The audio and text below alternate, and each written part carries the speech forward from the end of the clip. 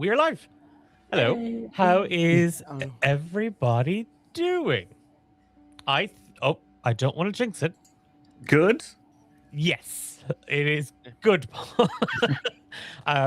0.0% of frames have been dropped. Woo. Excellent. I just wanted to test fate there and see if there was a sudden crash. No, all is holding. I think the curse has been broken. For now, at least. You know what fixed the curse? You know what broke the course? The small little hole I drilled in the door to my office. That's what broke the curse. And the 15-meter cable that now runs from my living room, where my router is, to my office. Curse broken.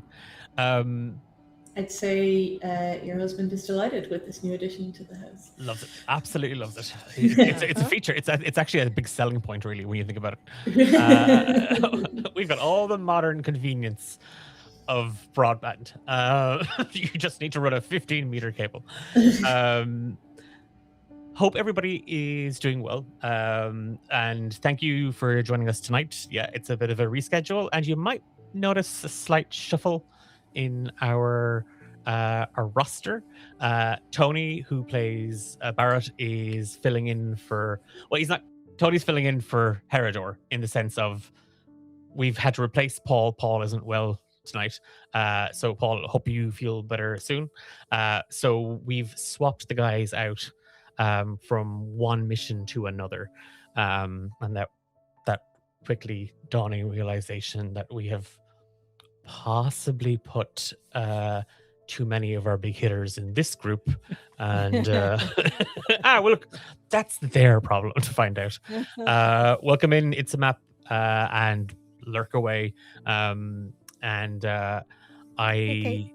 hope you're having a nice evening, whatever you are playing. Okay. I will do a quick intro at the top. For anybody that was watching on Monday, aside from the change between Paul and Tony, the scenario opening will be slightly different as well. So that the players don't feel kind of compelled to try and repeat exactly what happened on Monday. We're still the same mission, starting in the town of Silvermount, but with just kind of a slightly new prologue. So we'll dive into that in a second. First and foremost, just at the top of the session, a quick flag for the Emberlight Saga. The campaign is heavily inspired by dark fantasy, and it contains strong emotional themes. Our setting is post-apocalyptic, current apocalyptic. We are effectively living in a continent surrounded by darkness as the world and all we know plunges into the void. In the face of that, our players are taking on the role of characters who, despite the lack of hope, still continue to struggle and still continue to try and bring a sense of normality to this world. There will be themes of horror, there will be violence, there will be gore, and there will be a lot of, as I said, emotional themes explored throughout the course of this campaign. All the players, including myself, we've all filled out TTRPG consent checklists. We have a lines and veils system in place, and we have talked about these things. We utilize the X card at D8 Dungeon, so any of the players around the table at any time can bamp out of a scene, and we will bring the stream to an intermission, and we'll kind of continue from there. The other thing to note is you may hear Zool, but you may not see Zool tonight. Just with some broadband issues, it's slightly easier for Zool to not run a cam and just go by voice. And there might be a little bit of a delay. So we would appreciate your patience and understanding. It's the joys of living in a society where we don't all have equal access to broadband technology. And anyway, that's for my Ben and Declan show, where I'll rant about that the next time. Anyway, never mind. That's completely not relevant to the space. Do we want to play some D&D? Yeah. Okay. Yeah. Okay, I might learn the rules. We'll see. We'll see how it goes. Okay. Okay. 2 days ago, at the forge, the Great Hall in the Emberlight Guild, found along the southern wall of the city of Varan, members of this age-old organization gathered to mourn the loss of Malin Rowe, the hearth of the Emberlight Guild, one of the 3 members of the council and a leader, a friend, an advisor, someone who has gotten to know you, passed away. And on that night, as per her wishes, a new hearth was to be elected.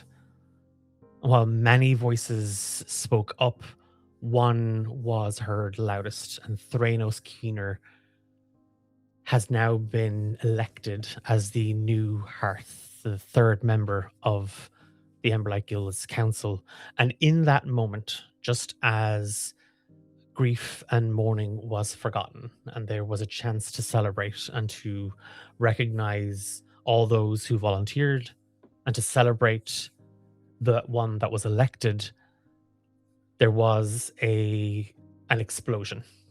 And through the roof and floors of the building that some of you call home, a being crashed through, croaking a message before they passed out. A single word: war. Immediately after this, you were tasked with tidying, cleaning, trying to figure out the right next move, only for Valera, the great in the council, to remind you of the mission that the 4 of you had taken on at Malin's request. Word has reached the Emberlight Guild that bandits, who may or may not have been involved in the destruction of the 3 Kings Bridge along the King's Road, the longest road that stretches from the eastern coast of our kingdom, Phaeton, all the way to the ancient capital city, Anwulum. Trade along that route is a lifeline. It is the fastest way of traveling from Varan to Anwulum, Castell, and Silvermount. That disruption warrants the guild's attention. And so Dax, Barrut, Serenity, along with the kindling Fíren, have set out. And you did so with the aid, or sorry, not with the aid, but with the company of Griblina, Reishi, Alar, and Old Bill.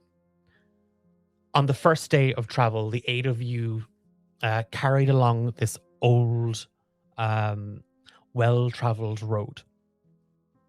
At the end of the first day, they took the path north.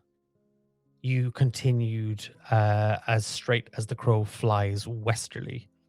And now, at the end of your second day's travel, you have found yourselves in the town of Silvermount.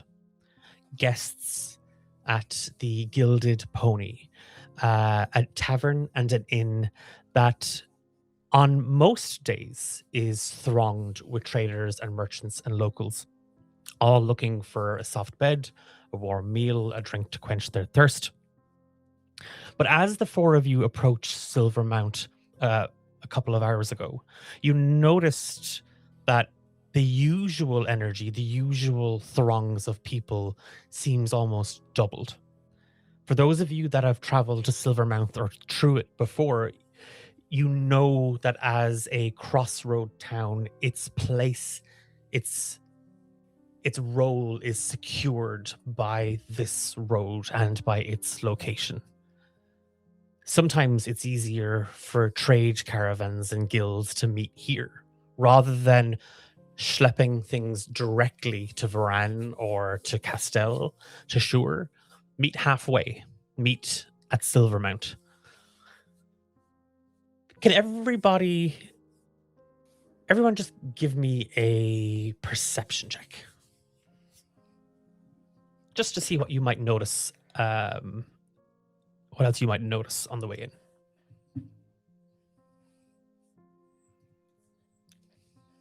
Got a nat 20 plus 2, so 22. I know all the things. Oh gosh, 21. 20. Okay, 21. 11. 15. Okay, 15 and 11. I'll go to Fíren and first. Is this your first time in Silvermount? Yes. Okay. You notice everything because you can't take your eyes off of anything. It's, oh my gosh, look at that. It's the trader there's someone just selling sword hilts. Not full swords, just like accessories for your blades, accessories for your there are merchants and vendors selling everything and anything that you can possibly think of. You'd know of Silvermount, but it's one of those things to see it. It's a completely different experience. As you move through, down a small little, you can't call it an alleyway because it's just outside, you notice that this crowd, there's an extension of the town has set up beyond the walls, where merchants who can't get into Silvermount have sort of set up shop, set up camp, and made these little sort of pockets, small little camps, small little, almost like little suburbs of it. Down one, just like as you sort of meander through, and again, you are the four of you. Well, actually, the four of you are all three of you are quite tall. As you try and make, more so for Serenity, as you try and make kind of the crowd push past for Serenity's sake, something in the corner of your eye catches your attention, Fíren. And as you kind of turn to look, Barrett, you notice it as well. You see sort of a banner waving in the wind, and there's a small gathering of soldiers, all kind of stood around this tent under a banner, and like guarding it or just loitering? They're deep in conversation. So they've all kind of gathered down at this point. There are a couple of merchants around them, but they don't seem to be paying heed to them, and the soldiers don't seem to be engaging with the merchants either way. And Barrett, you notice this as well. It's sort of, as you see Fíren stop and take a look, you can kind of just peering around them. You see the same stall, and I would argue,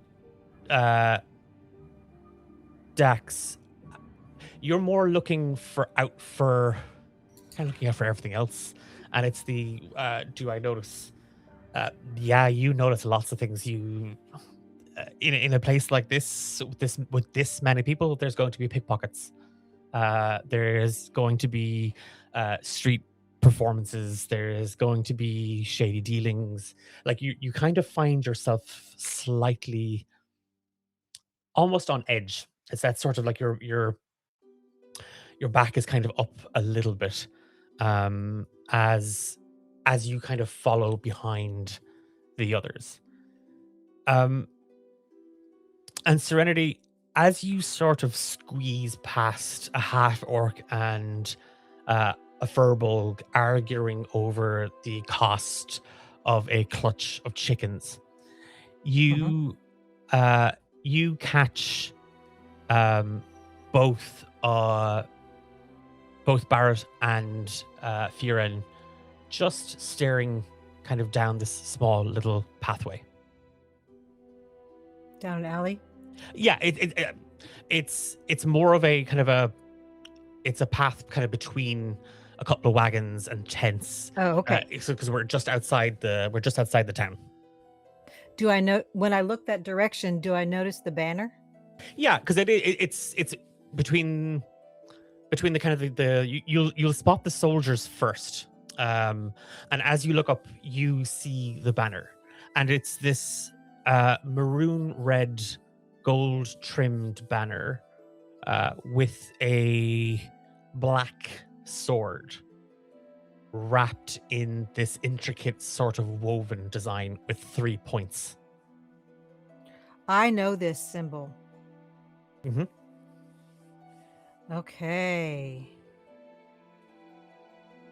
This is a group that doesn't really believe in the things that the Emberlight Guild does, correct? They believe. They have a different way of handling things. Correct. What is their name? This is a Mantry's Zula steel. has forgotten it. Mantry's steel. Okay. Mentary steel. Okay. Okay. They don't seem to pay any. They're locked in conversation. Okay. I've clocked it. Okay. At this point, you, as the four of you sort of, again, continue to maneuver through the crowd, making your way to the tavern. And I would say, as Lantern Wardens, Dax, Barrut, and Serenity, you'd know the Gilded Pony was a place where you could request room and board or assistance. The patrons, Donnie and Marie Mary, the owners, an elderly couple, are longtime supporters of the work that the Emberlight Guild does. And as the three of you lead Fíren inside, it's it's jam-packed. People are pressed up against walls. People are kind of climbing over each other to try and get to the bar. The staff are trying to push and shove and trying to get through to get to tables to clear spaces. As the four of you make your way inside, there is just a sharp whistle. And clambering up onto the bar, the four of you see an elderly dwarven woman with just this wispy tuft of kind of like rocky gray hair, two thin braided loops sort of crowning either side of her head. Underneath her, she's being propped up by an elderly dwarven man. And she has her two baby fingers kind of like shoved into her mouth as she kind of cuts this sharp whistle through the air. Music in some far off corner stops playing. The crowd falls to a hush. And she decrees that they must make way for the Emberlight. The guild are here to help with the troubles. And she points kind of to the stairs and a room overhead. And as the four of you make your way up, the crowd kind of starts to whisper and talk amongst themselves. A few people, Dax, turn on seeing you. They fully, you can't help but notice the reaction. It's the as Barrut and Fíren kind of make their way through with Serenity, on seeing you, immediately it is just there's a look. It's a very familiar look that you get. They turn their back on you, and you hear a tiefling man just under his breath, but loud enough to be heard. Oh, that's the drink spoiled then. And he pours out the last of it onto the floor at your feet. Yeah, Dax is going to try to make himself as small as possible, even though he is 8 feet tall and heavily armored. But yeah, he's well used to this kind of reaction to him. He thinks that his collar, of the armor, would block the view of his mark, but obviously it's still too. So he kind of tries to just off his shoulders just to try block view of his left cheek as well. The four of you make your way upstairs, and after a little while, food is brought. Donnie and Marie kind of come in to meet with you. They recognize both Barrut and Serenity. This might not be your first time meeting them, even if you hadn't the biggest of interactions with them. They know of the pair of you. They say hello to Dax, and then they immediately pounce on you, Fíren. Why did you sign up? What are you hoping to do? What can you do? And it's this full sort of onslaught of an interrogation until a little while later, they're both summoned downstairs to deal with a squabble. And Marie kind of hitches her skirts up around herself, and she kind of bulldozes for the door with Donnie trying to calm her.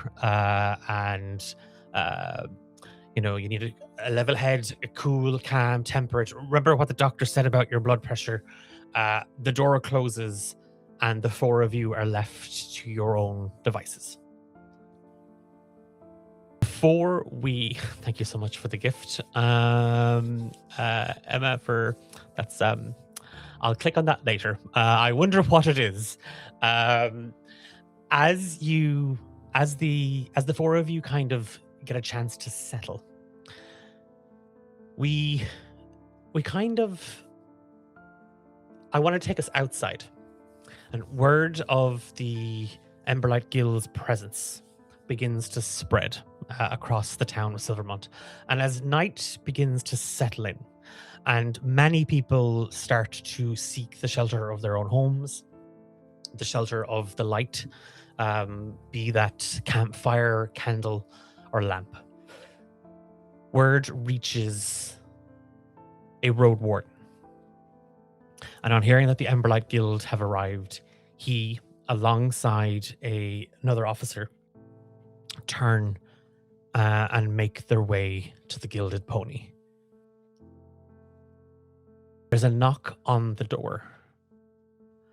At that moment, as on the other side, a road warden of King's Road waits to meet with the four of you. What were you doing just before then? And can you briefly introduce us to your character? And we'll go in. Actually, we'll do reverse order, just because it's a different stream. We'll go in reverse order. So if it's okay, Zul, we'll start with Serenity.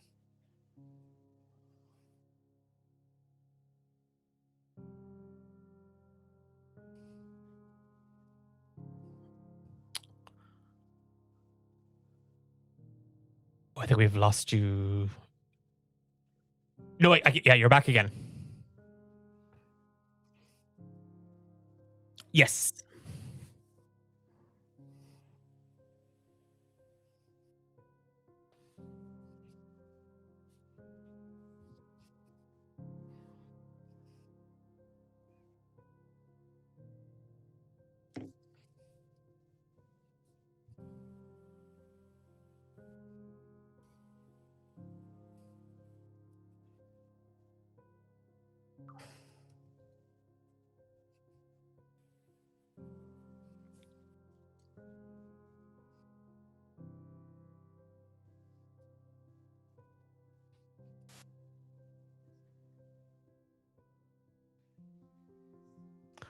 Okay.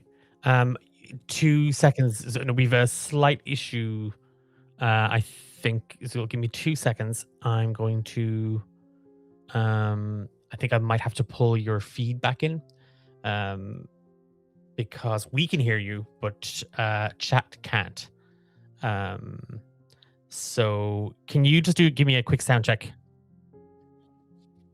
Okay. Hello, Yes. my name is Dana coming- yeah, it's Lou, coming but through you again. can It's call coming me through again. Zool, because Yeah. All is good. okay, do I start over? Yes. Would you mind? Sorry. All right, so no, you can't see me. I was going to show you that I actually have props. So starting over. So a tabaxi monk, white, with gray markings and bright blue eyes, in gray robes, partially eaten her food, pushed it aside, and pulls out her map case, pulls out a map and her leather bound notebook she's been taking notes in the last 2 days, and she lays it out and sees, well, so far so good. I think we haven't had any differences to the road. Looks like a straight shot from here to King's Bridge. We'll just have to ask around if anything has changed for anybody. There's so many people here, somebody would have noticed. And so she looks up to see if anybody is up for talking to other people. At this moment, Fíren, you hear kind of Serenity, who has been kind of lost in map and charter, just kind of making notes and checking off against a ledger. Speak up. Where are you in this room, and what have you been doing? And what does Fíren look like? And Yeah, so Fíren's an orc, probably on the shorter side of an orc, but still pretty tall at 6'6". He's green. He's got like shoulderish length black hair. Smiles a lot. Probably shouldn't. So he has entered the room and politely taken his boots off and left them outside the door, as though not to make any mess. And he's kind of sitting in the center table. He's trying to chat to other people. So when Serenity says that, he jumps at the chance, because for him, this is his first time outside of a very small town. Like, he's been in the guild for a little while and he's been excited to meet new people, but this is his kind of like country boy in the big city moment. So he's like, yeah, let's go. I think that's a really good idea. Let's do it.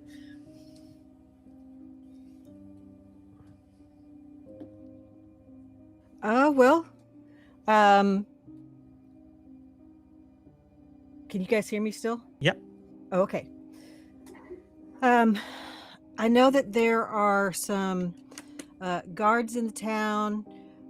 We could maybe check to see if any of them are downstairs. There were so many people. You know what? I saw some guards actually at a tent just on our walk in here. So if they're not downstairs, we can pop over there and say hey. I think we might not want to talk to those people right away. Why not? That's Mantry Steele, and a stranger's just a friend you haven't met yet. We just. Oh well, that is always an option. But I think there might be some King's Guards. Is that a thing? Road wardens, yes. They're road wardens. Yes. Yeah. There was such a crush of people, and at my 5'2", I couldn't see any of them in the room downstairs, but maybe after we're done eating, we could go check. Yeah, I mean, I can eat and walk, but it's up to you. In this moment, Fíren and Serenity, in particular, as you're kind of you recognize the sort of the enthusiasm of a kindling. Barrut, what are you doing, and can you tell us a little bit about what or how Barrett appears. You may pass Barrett 60 is the call of rim. He's 6 foot tall. This bottle down to just below. I believe his shoulder come back. His white tap. We speak when you need to. As you may pass him, space be some time. All the dagger in his hand. Just look at it. Like this man is somewhere. He's here, but this man is just take it back. And he's just seem aware of surrounding, but it's just have bits of its own moments. Can you give me a wisdom saving throw, please, Barrett? Sure. Sorry. Although, for a second. Yep. I also noticed that Tony seems to be employing the same strategy as Emma, which is if you make your character good looking, Declan may not kill them. Oof. I thought that's one. Yeah. Okay. We're going to deal with that in 2 seconds, Barrett. Dax, what are you doing as there's a knock on the door, and it's not the excited rapping of the Maris who were kind of keen to meet the four of you. You in particular have sort of been kind of focused on the door. You hear this very short, sharp, hard knock on the door. What does Dax look like, and what was he doing right up to that point? So yeah, Dax is an 8-foot Goliath in heavy armor. Which goes. It has just recently been cleaned, so it doesn't sound like a rusty gate. But they are probably more focused on they're focused on the door, but they're kind of also trying to make themselves small.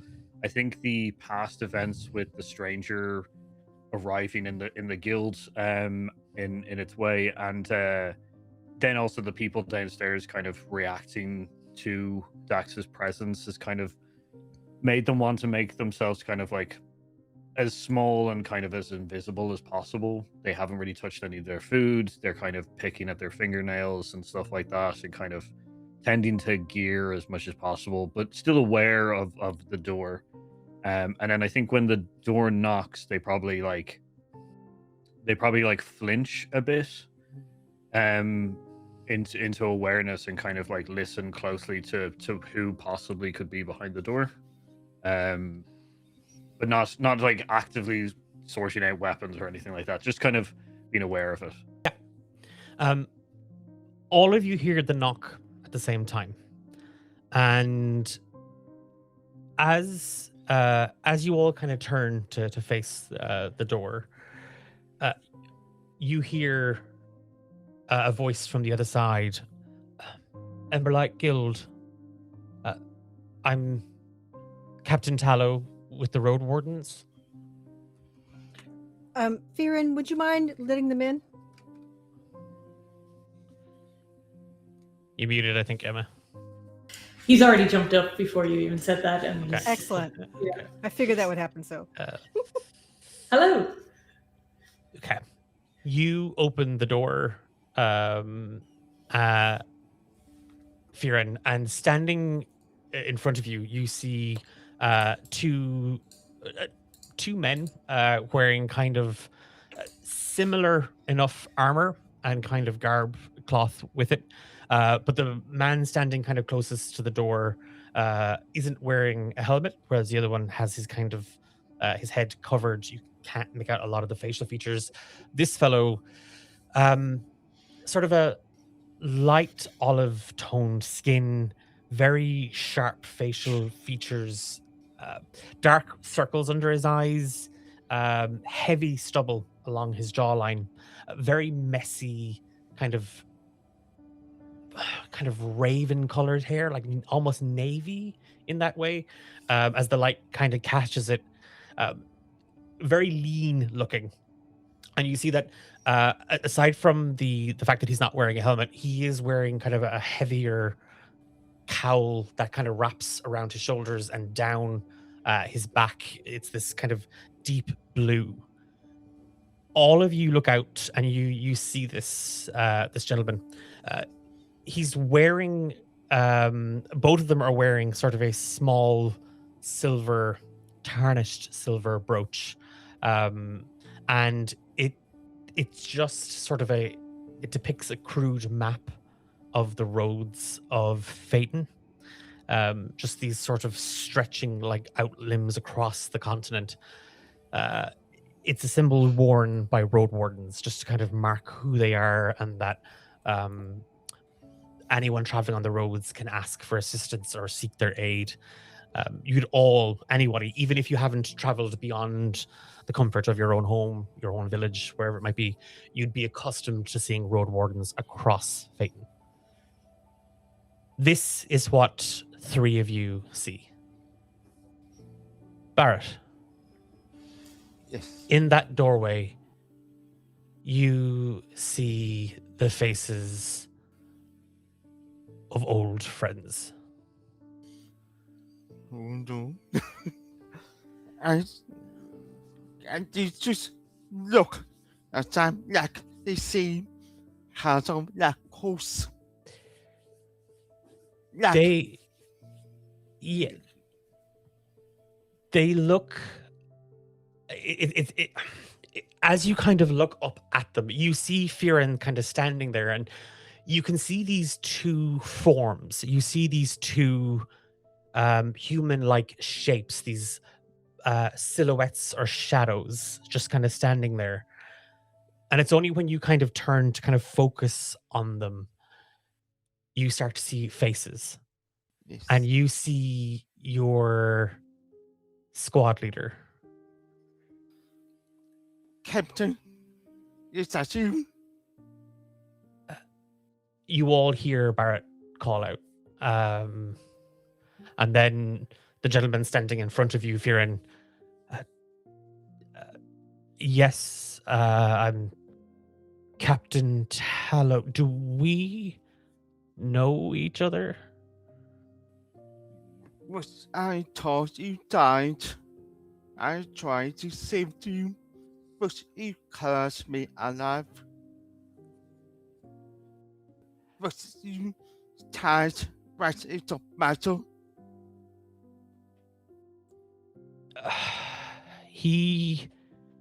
The three of you see the man in the door kind of like his expression shifts, like he making direct eye contact with Barrett. He's kind of taken back. Can I do I? And he kind of points to Barrett. Is your companion feeling the best?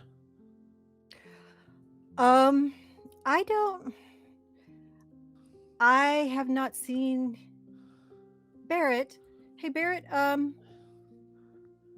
I don't believe you know these people, or they're not your soldiers. Maybe they look like your soldiers that you fought with before.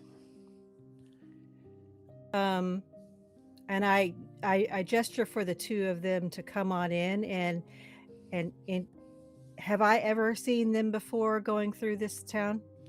Again, you might have seen the captain. In that sense, of he'd have a more active presence in Silvermount. Sure. But he only hears that the guild were here, and that he's kind of come to introduce himself.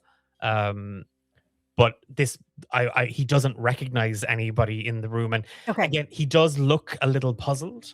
Okay. And as he kind of steps in, Fíren, past you, the other soldier kind of follows in. The door closes behind him. The soldier with the helmet, you see that there is kind of a short, gingery brown beard, kind of just tufts of it here, there, poking out. It kind of stands Does attention he have a at the door. face guard down? Yeah, no, he doesn't have a. There isn't a face guard. It's just that he's Okay. wearing a helmet and it's kind of covering Okay. most of him. But he just stands at the door, sort of Right. in kind of a ready stance. The captain crosses the floor, and as he steps through, Barrett, you see these shadows move, and then they're gone. And taking a seat at the table, kind of across from Serenity, you see this human man. He's not your captain. Oh, I'm sorry. I thought it was. So yes, I know it's a past. I can't tell you, but it's, sometimes these can trick your memories. That's perfectly fine. I have been told I've one of those faces. I am Captain Bren Tallow. Thank you for taking this task on. Tell me, what have you heard of what's happening on the King's Road? So we've heard that it has affected trade. Merchants are having to go a long way around. Goods are not getting to where they need to go. We know that there was an attack or something on the bridge, and so there's a problem with the Three Kings Bridge. We wanted to get the story from you. Are there bandits attacking people? What is happening? And he kind of looks over his shoulder at the guard. We haven't been able to ascertain who or what caused the damage at the Three Kings Bridge. Okay. As for bandits, they don't use that term. She sees herself as a guide, an explorer, a mercenary, charging bandit-like rates for safe passage. Those who pay are guided down the winding road to a shallow crossing over the river. Those who don't are turned away, and those who make a fuss, well, I take it, seen the share of wagons that have found themselves in situ outside the town's walls. That's no way to talk about your friends. First of all, what is her name? You see it's she or in her. Do you know her name? Yes, I'm. Everybody on the Road Wardens is familiar with Loanne, a former soldier herself, a former Road Warden then. Now what's the term she's used? And you see him trying to think, and then the soldier at the door just kind of pips up, a venture capitalist, sir. Oh, great. Where there's coin to be made, Loanne has always tried to make some for herself. Okay. Has anyone been hurt? Injured by this group? Yes. There have been several altercations on the road. Those who weren't willing to pay, and those who dared to cross without Loan's permission, found themselves on the hard end of a club. It seems Loan has acquired some muscle. Do you know their numbers? That varies. Some merchants say there's merely a handful, that the road wardens could take them if we were so able to organize our own numbers. Others tell us that they are in their own throngs, that there are bandits primed in every bush, hidden in every ditch, waiting to spring Loan's trap. And you said you couldn't ascertain the damage, or did the damage to the bridge. Is that due to not being able to get close to it, or? Mostly. From a distance, we can see that there has been extensive damage done. The bridge stands, but the road has become much narrower and a lot less stable.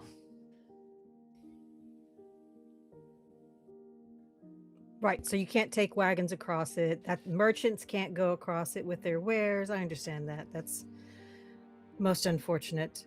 I noticed Mantry's Steel in town. Correct. Well, Have outside they the town. tried to cross? No. Yes, on our way in, we noticed them outside the Mantry's town. only set up this morning.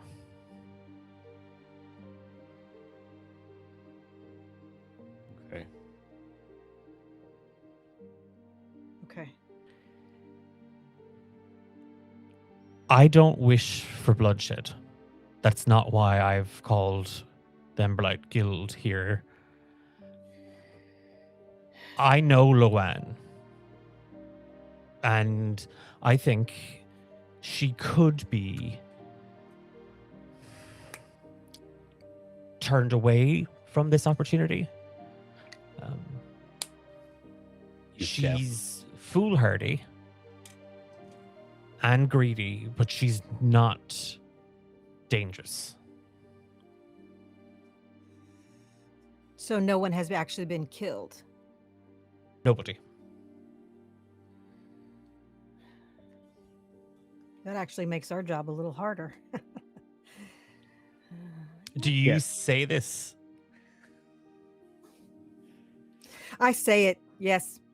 Yep. Sometimes I say the wrong things. Yep. That's Serenity. Yeah, he does. He raises an eyebrow. And then I think he's gonna. He had the chance to kind of take a look at everybody, and then I think he's gonna look properly around the room. I see. Perhaps a show of force could be what's needed, but I would ask you to please show some restraint. I don't want people thinking that in these situations we call on the guild to do work that we would not do ourselves. We can have a show of force. And she looks up and up at all of her party members.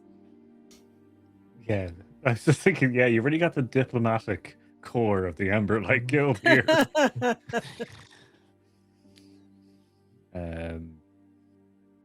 Yeah, Dax is gonna.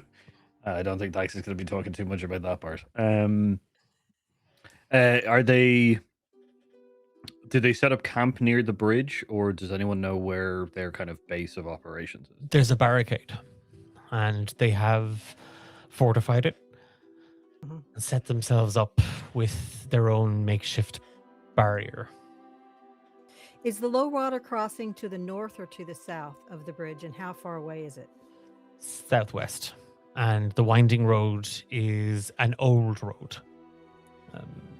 Not many travel it. It's not patrolled by road wardens unless we hear of reason to take it. It's not exactly a safe path, but Loanne has been offering expert guidance. She's hired herself a band of intrepid explorers.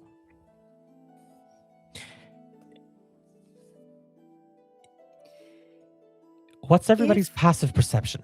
Okay. Let's see. If we don't have big 10. charisma. Okay, nope. Where does it show pass? 12. Left-hand side, it'll be above your passive. Is it passive insight and stuff like that? Yeah, investigation. Just below saving throws. Yeah. It's just got 13 was 13. Okay. 16. Okay.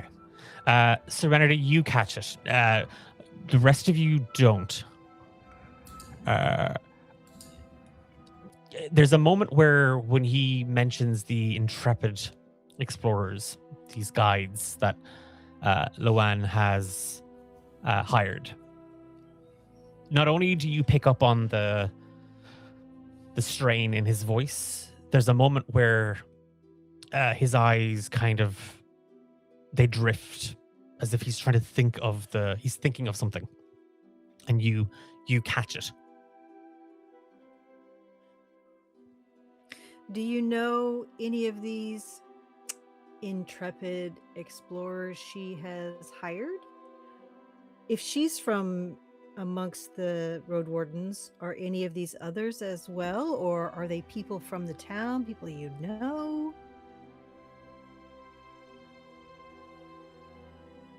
Give me a persuasion check. Okay. 16. Okay. No. 14. It's 14. a -1. Sorry. Oh, if it's -1, 15. No. It's a 15. Oh, I thought it was a +1. It's a -1. -1, It's a okay. 15 -1, 14. He, again, looking over his shoulder to the guard, Barrett, Dax, he'd be behind you, Fíren. You see the guard just kind of look down, like he just puts his head down. As the captain kind of leans in across the table to you, Serenity. My oldest, Lear. He's gotten himself mixed up in Loanne's business. Oh no. I'd hoped he'd join the road wardens, but you know, young people, especially young men who feel they have something to prove to the world. You can understand why I'm asking for your restraint.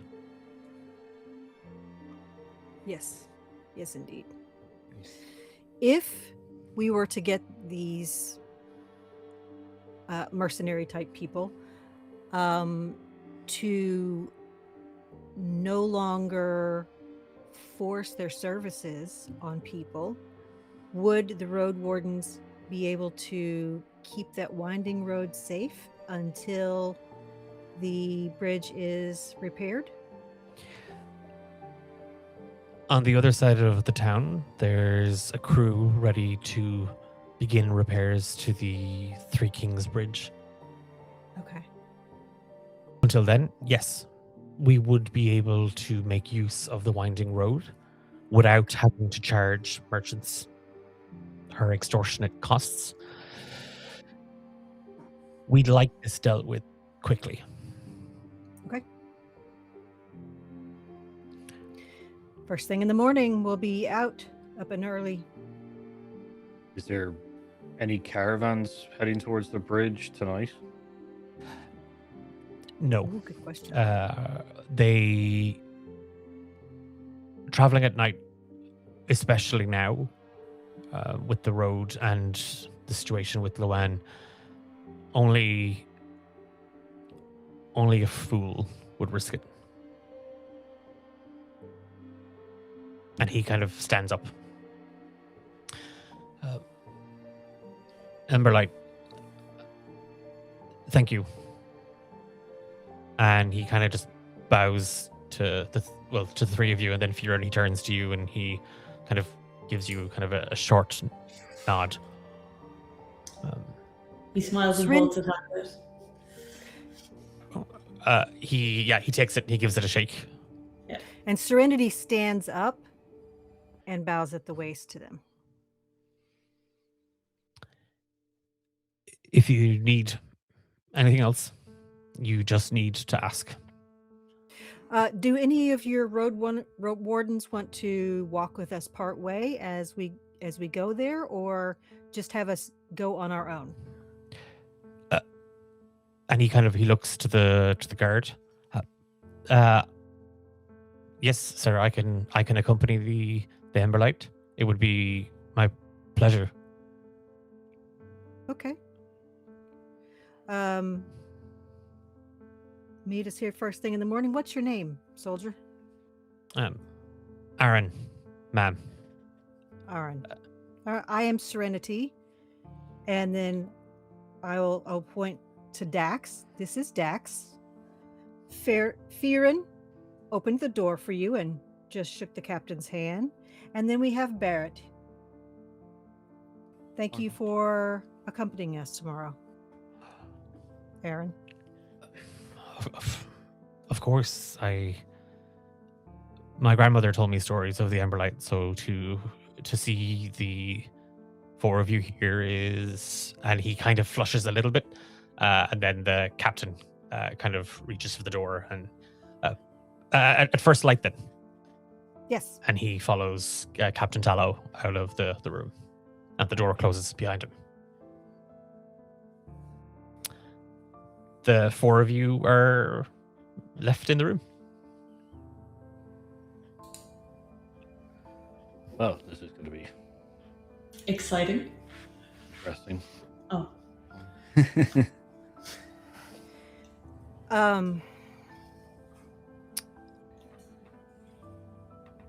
When we get close to the road, close to the bridge,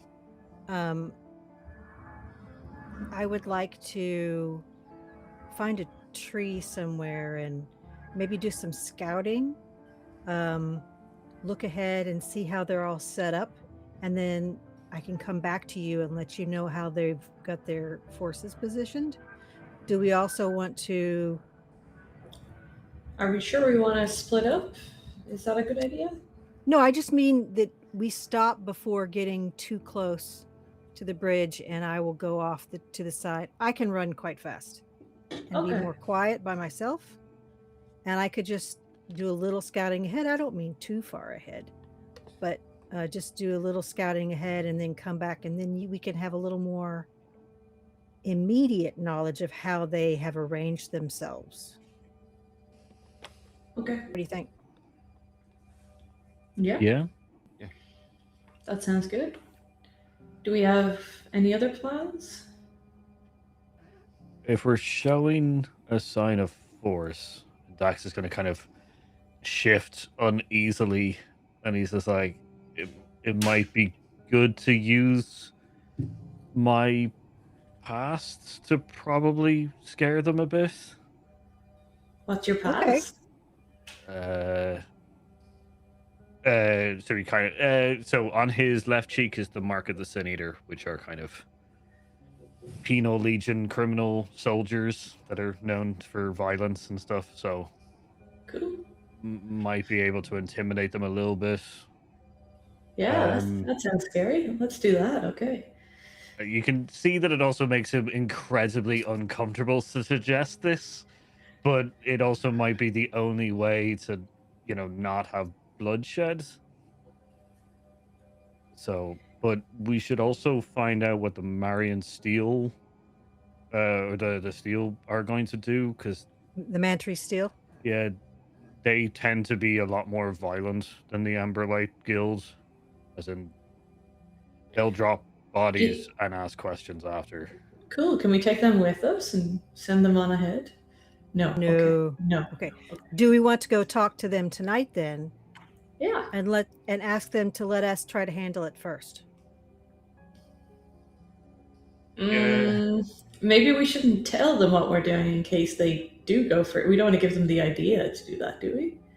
It would be best if we find out if they're going to go tonight. Like, they might go tonight if we don't. It's better to do it in the morning. It's better for us to go in the morning. But they are more violent than the Emberlight Guild. So it might be a good idea to maybe ask someone. Maybe someone knows what their plans are downstairs. Should we maybe remove anything that identifies us as guild members and just try strike up a passing conversation? That could work. Yeah. Like, it would be a lot easier for someone not me to do that. Maybe a kindling who might not be known. Absolutely, yes. If we go out into the streets like that, I could maybe trail behind you and be more inconspicuous, to be nearby and also listening and let you talk. Maybe you're asking about them, and I don't know. Do you want to, maybe you're potentially interested in joining them? I don't know. Yeah, I would suggest. Did you just mute, Emma? Yeah. Do we have sending stones? Yes, you have a sending stone to be able to communicate with the Emberlight Guild back in Varan. Yeah, no, that's not what I want. I wanted like a ring someone and leave my phone in my pocket kind of situation, but Gotcha. yeah. It might be a good idea for, like, you and maybe Barrus. Would you go? And then Serenity, you could kind of trail them, and then I'll stay further back if we need. Okay. I don't think we'll get into a fight, but don't know if we will. And if you ask the right questions, you probably won't get into a fight. Barrett, do you want to go actually stay with Fíren? I may go stay closer burn from the cities so I can keep my eyes so I trouble. Okay. I see cities, you know what I mean? Yeah. Just lurking creepily in the background. Exactly. Yeah. Very good. So we've got this weird Conga line? conga line of creeps following. Okay, so the plan is for Fíren to go out, find Mantry Steel, and sort of try and suss out what they're doing here, or with Barrett kind of close by, Serenity close by to Barrett, and Dax close by to Serenity. I think that Serenity is probably going to try to flank around the side and sneak in and stealth to get closer, but from a different angle, and Okay. listen. Okay. And what's Dax doing then? Dax is just gonna hang back a little bit. Like, it probably in combat terms, it would probably take me 2 rounds to get into space. Fair enough. Yeah. So just in terms of the distance. Okay. You'll have an eye, but you won't be close enough to hear anything. But you'll be able to see almost kind of where ye were when you first came in, and Fíren and Barrett had stopped to kind of maybe mingling there around some of the vendors. Yeah. Okay. Okay. So we're doing a bit of a setup here. This is not what I had planned. I kind of regret putting entries. You put Mantry I Steel did. there I for did. us. I did. I'm sorry. Watch now as I scramble to make up a name. But Another Paul. Yes, Yeah. Paul is there.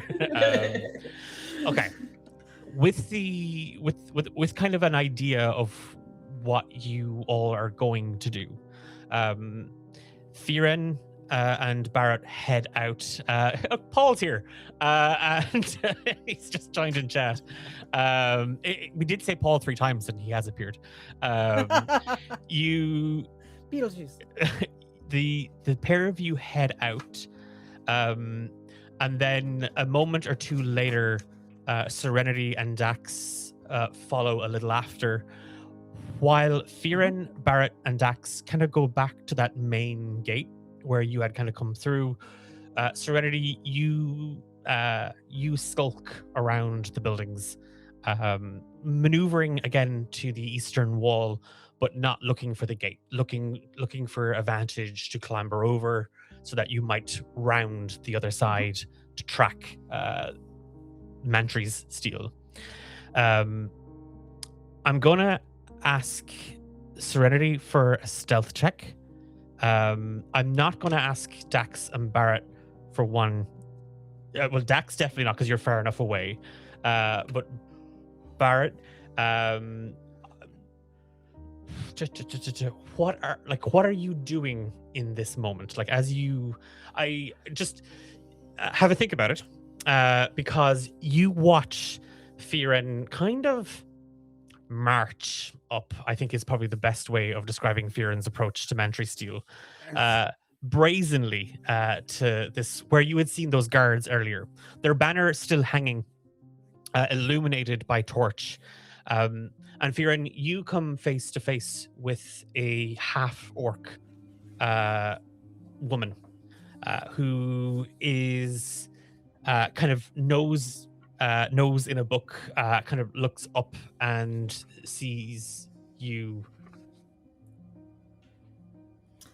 Hi. You put the hand out. It's a lovely evening, isn't it? No, it ain't. It's freezing.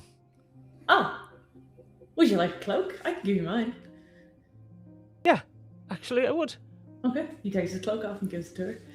She takes it and she just throws it over her shoulders. Is there something you want other than to strip in front of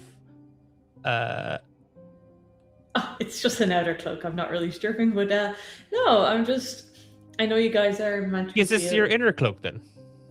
Sorry? Is this your other cloak then? I don't have another cloak, sorry, no.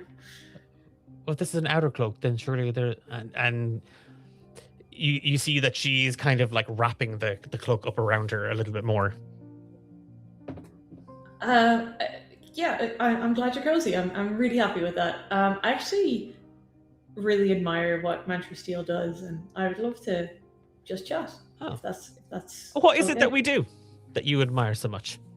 I think it's the fearlessness, it's the drive, it's the respect that is claimed by a lot of the town, and you know what? That's just so appealing to me. I feel like publicity could be better, and I feel like that's somewhere I could help. I bring a lot, and I would love to get involved. Let me see your hands. Yeah. No. And she kind of out in front. And she grabs them both. And she kind of like gives them a good squeeze and kind of starts to just kind of feel the tops of your hands. You've got very soft hands, friend. Oh, yeah, thanks. Actually, I use this. It's kind of like a mix of almost kind of like a yogurt with some plants. And after every hard day's work, I rub it in. It really just keeps them soft. You know, you'd be surprised how much these hands have actually done considering their softness. Oh. Will I tell you what I use? Yeah. And Barrett, Zool, what did you get for Serenity's stealth check?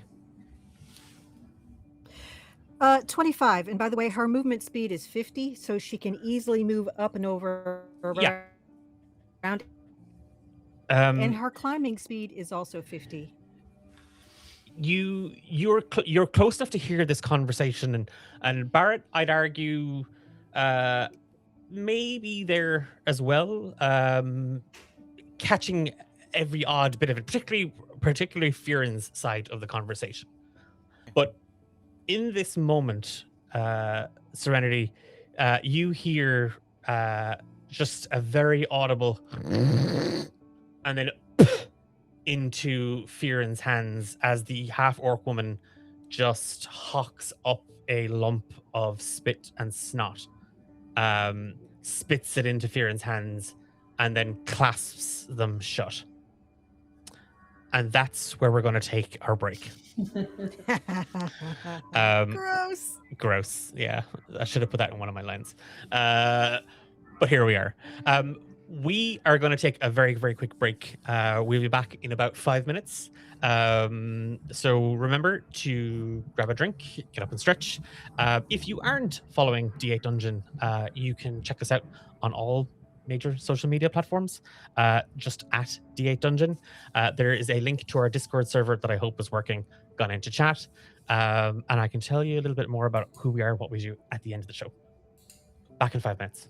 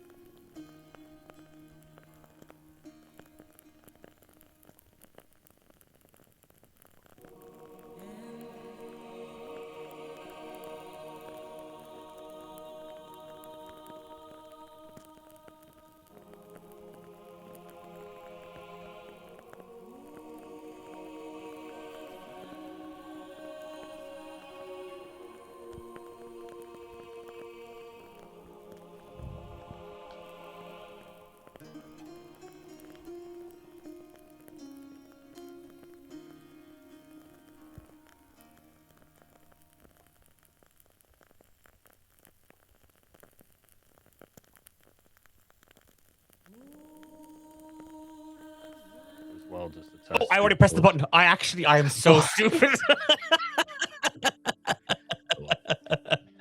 But that was a really good test because I heard you laugh, Azul, but I didn't see it on the thing, so I can fix the audio that way. I'm so sorry. I am that what's this button do person? And I push it. So right in the middle of, hey, we're gonna go back in like a second or two. I was like, I'll just push the button, see what happens. So sorry, Paul, who was made conversation with me as we were bringing out, but we're back. And I meant to do that. We're back, and if you're just joining us, we are on a new mission with the Emberlight Guild as Dax, Barrett, Serenity, and Fíren find themselves on a western road called King's Road after the guild received word of bandits causing chaos. They have been sent to investigate and put an end to whatever shenanigans the bandits are up to. That's not what we're doing right now. Right now, the gang are in late at night, are heading out to, or have head out to find out what a rival organization are doing in Silvermount. Mantries Steel, a military group who fancy themselves a structure in the same way that the Emberlight do, but have a much more strict approach to what justice actually is. And where the guild will mediate, Mantries Steel will execute.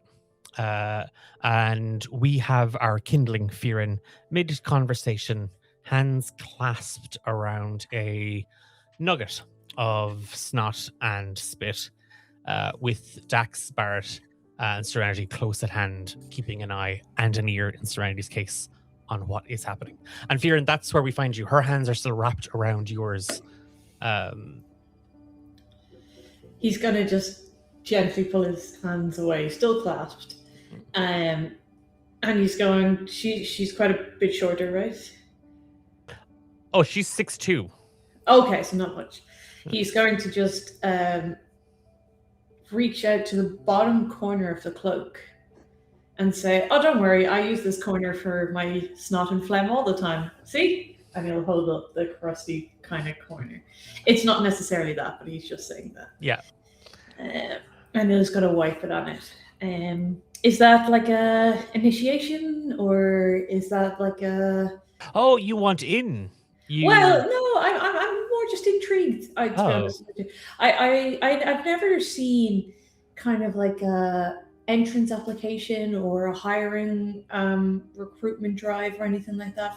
So I'm really just curious to know what is the standard for getting into Mantries Steel. Oh, there's 5, and you see her take kind of a step back from you, Fíren. And she kind of like her eyes are meeting yours the entire time. Don't know if a chap like you could handle it. Ah, I'm a quick learner. Why do you say that? Oh, Jesus. Okay. And with that, does a 24 hit? It sure does. Oh no! Let me double check. Yes. Yeah. Take 2 bludgeoning damage as she punches you straight into the nose, Fíren. What was that for? He takes a step back. Oh, and then you see her kind of uncurl her fist. 1, 2, 3, 4, 5 standards, and like looking at the blood kind of trailing out of your nose, and she you see her flick her hand back and forth a little. You take a punch. I thought a little prissy fella like yourself would be flat on his ass. What are you doing in Silvermount? Oh, I'm actually from a really small town. You don't say. Yeah, no, I know. I can walk that vibe. It's cool. Don't worry about it. Yeah, and I've always just wanted to kind of see what the bigger cities are like, meet some people, ask questions like this, so I can expand my knowledge. Like I said, I'm a quick learner, and I just want to fill my brain with as much knowledge as I can. Give me a deception check. Yeah, sure. I figured. Would Dax have seen the punch? You've seen the punch. You don't know what's merited the punch.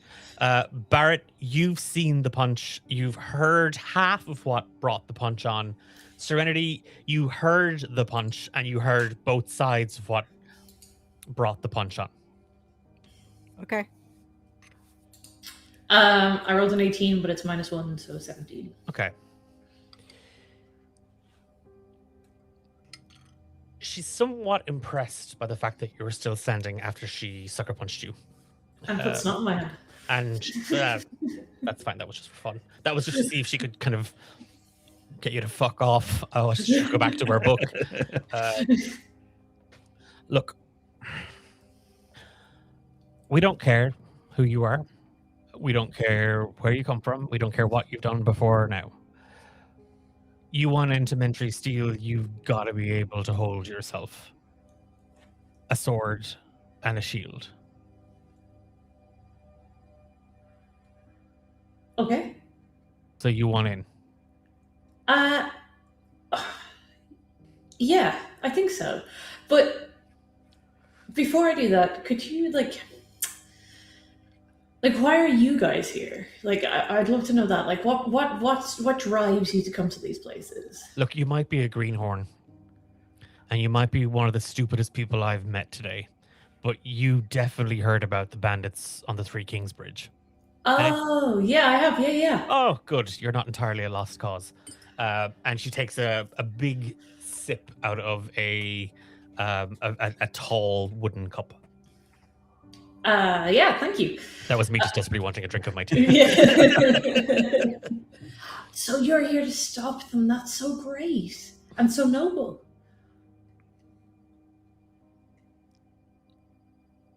And Fierce and respectable. yes, you can keep up with the prattling of words. Are you going tonight? Are you going tomorrow? Is this something I could like tag along with? Give me a persuasion check. Oh, that's not good. Oh, that's not good. So I got a nat 1 -1, so that's a 0. What did you say your name was again? This. Vis. Well, Vis. I think it's about time you piss, and she literally headbutts you. Does a 17 hit? Yeah, sure does. Okay.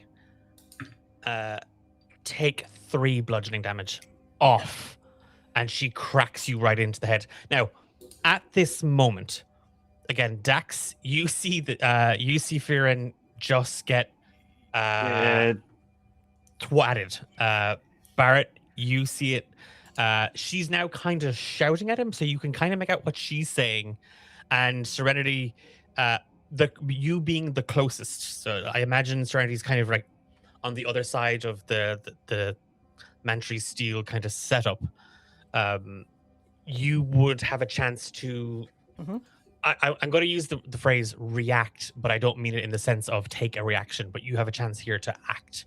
So if there's anything you'd like to do first. As she's already headbutted, so we're not going to be retconning that. Can you hear me? Yeah. Can you hear me? Okay. So Serenity trots around the side of the tent, looking around, and goes, "This, what are you doing wandering off?" Oh, hey! And runs up and kind of grabs your arm. What are you doing? What are you doing? Or not. Yeah, I was just making. And so she looks at the half orc. Yeah, I was just making some new friends. I actually didn't get your name. And you won't either. Now, unless you Did I have- or your furry friend want another thrashing, kindly fuck off. And she kind of points up towards the gate. Okay. Have a great evening. Enjoy your book. And she kind of All right. half rolls her eyes and throws Friendly herself back into people, the chair. and I kind of grab. Yeah, I kind of like grab this's elbow and say, yeah, let's go take care of that nose. Yeah, I got something that can fix this. Don't worry. Thanks. Walks toward the gate. Okay. Barrett, are you doing anything at this point? Think you have muted as well. Tony, you might have muted your headset.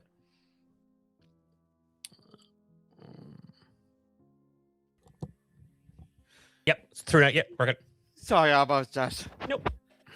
Am I say damn Evie? Yes, yeah, you're Sorry, watching Serenity I- lead Fíren away. Yeah. Try Eve. Different session. So it don't look like we're going to castle. Perfect. Okay.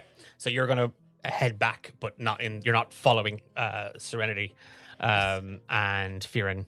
And then at that point, Dax, you see Serenity and Fíren kind of coming up that pathway in your direction. Barrett kind of taking a slightly longer path back towards the gate. Yeah. Yeah, Dax had his long sword out and shield and was like getting ready to charge in. But as he sees them leave, he's kind of trying to I guess as the group kind of gets closer, you can hear him kind of mumbling to himself, trying to calm himself down. And he's just like, "Are you all right?" Yeah. Do you think the guild will give me a new cloak? Yeah, no, they definitely would. Like, why? Yeah, no, that's fine. It was all going really well, but I think I pushed too hard at the end when I asked about the bridge. Lesson learned. You know what? How do we learn if we don't make mistakes, right? On that, there's between the four of you, if we do if we go back a couple of seconds, as this scene unfolds, as Fíren engages, her name is Sergeant Rosa, by the way.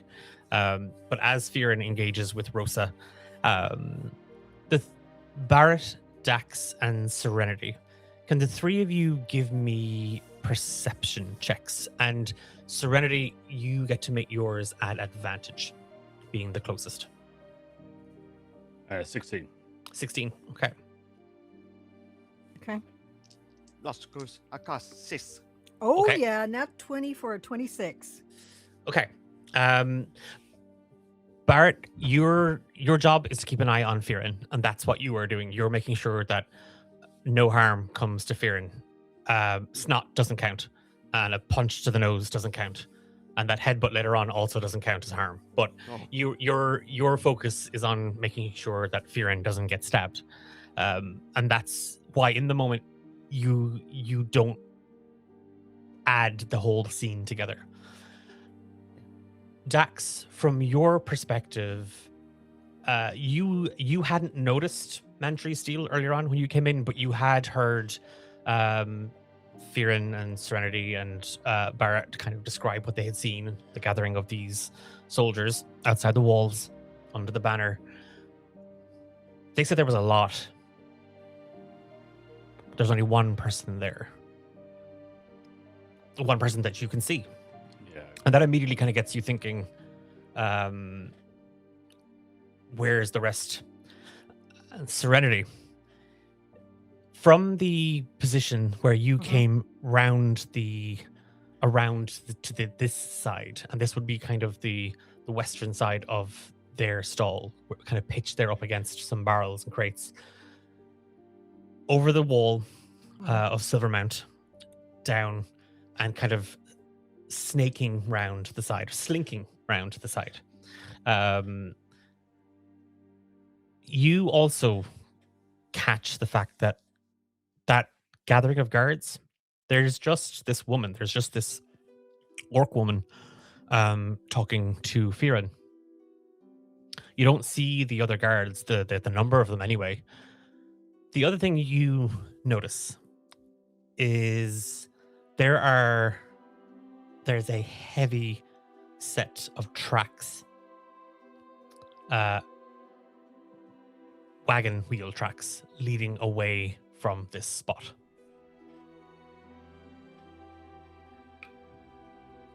The four of you are now back. What direction?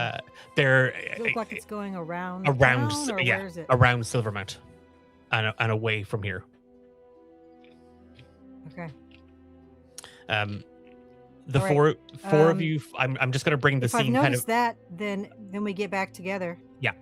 I'm just. cool. I'm going to bring that scene back to the four of you, kind of patching up Fíren's nose, Fíren washing their hands, but the four of you are back in your room, with this kind of angle of information. Did you say that there was more of them?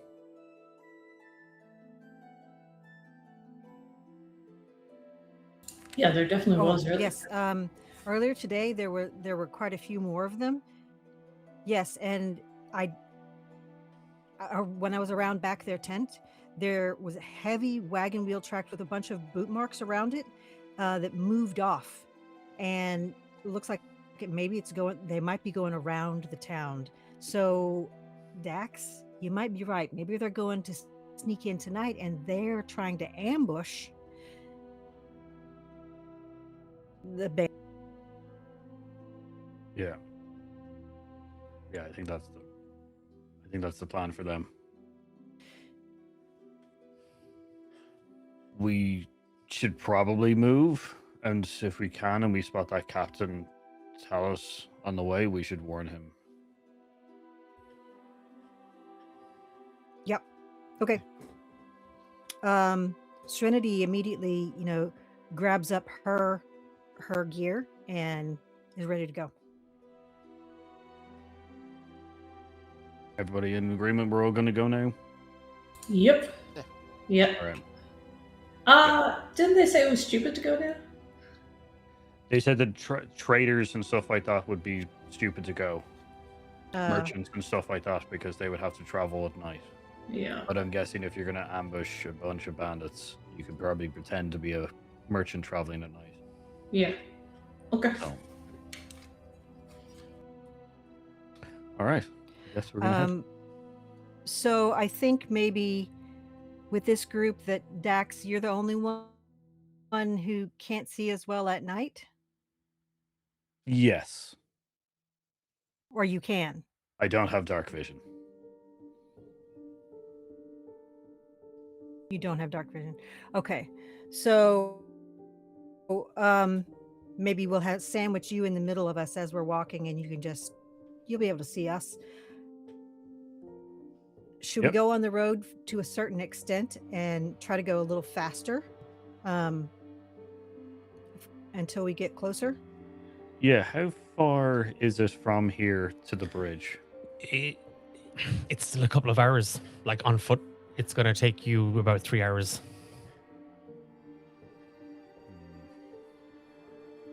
Okay. Guess we're going to have to go. If we're trying to avoid... We definitely need to stop until... Yeah, we definitely going to have to stop until the road warden. If we could see one downstairs. Let them know that we're heading out now instead of in the morning. Yeah, see if we can get Aaron. See if Aaron's around to... But if not, then we're just going to have to tell someone and leave a message. Or at the very least, leave a message with... Yeah. So, can I get a summary of what it is then that the group... You all want to head out now, try and leave a message either try to tell Captain Tallow this is what you're doing, or at the very least leave a message for him, and then the four of you want to set off after Mantry Steel, trying to catch them before they get to the bridge, or to try to intervene at some point if they're already there. Yeah, like I think, yeah, if we see Aaron as well, maybe grab him, and see, since they said they would come with us. Do you want how just tell, and then fill them in? Okay. With mechanically, if we kind of trot for a little bit, walk for a little bit, trot for a little bit, walk for a little bit, like, so we take a little bit of extra movement here and there along the way, can we get there any faster? And would we get exhausted? If you pushed yourselves, you'd take a point of exhaustion. But I'd shave about an hour off if you push yourselves.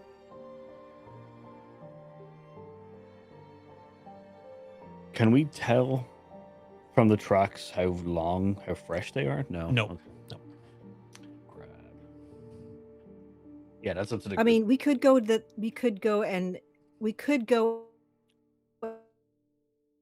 and find their tracks and follow the tracks until we see them and try to catch up to them and see what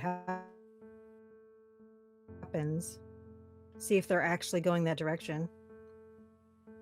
Yeah. Like if we go to the other side of the town and then see if they're going in the direction of the bridge, then we know that they're going there, which we can also kind of summarize that they probably are with the bandits. And what I'm guessing, Fíren, you've kind of filled us in on what they said. Yep, in every detail, yep. So, yeah, I think we just track them. We just shadow them. Okay. I'm going to need someone to give me either a perception or survival check.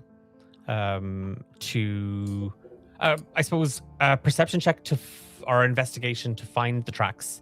And survival then to track them. Okay. And the survival would be at advantage then. Can I do survival? Yeah, go for it.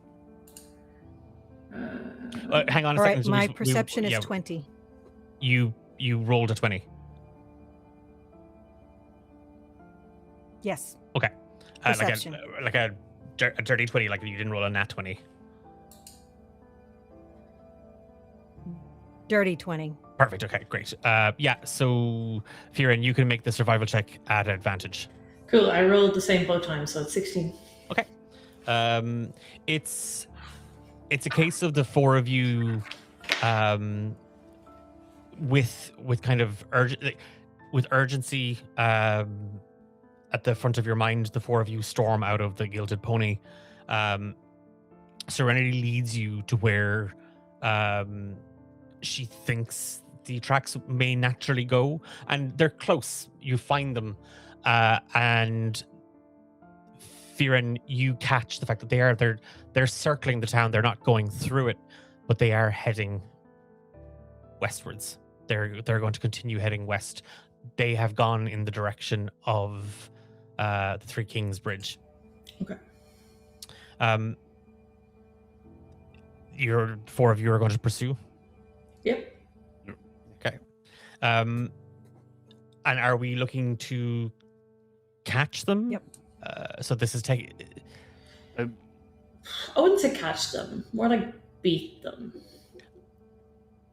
You'd be outrunning. No, I would. Yeah. I would say that we're shadowing them. Like Okay. try to continue on. If we can get within half an hour or an hour travel behind them, kind of thing, then it would probably be good. Okay.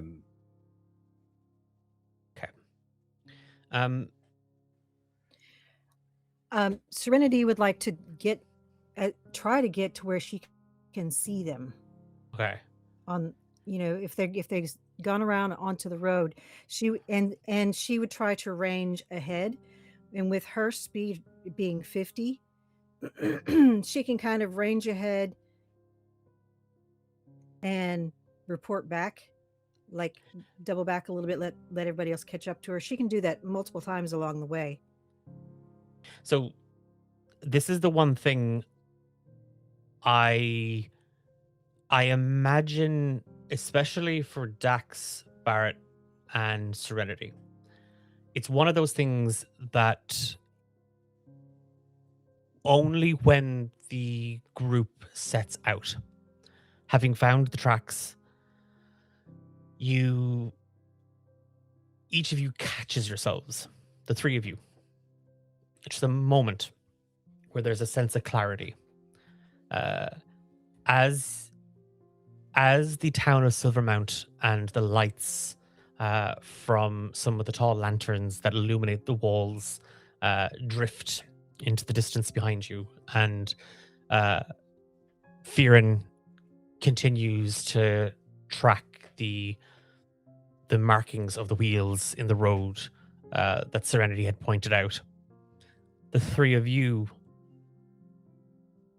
suddenly realize you've stumbled into a situation that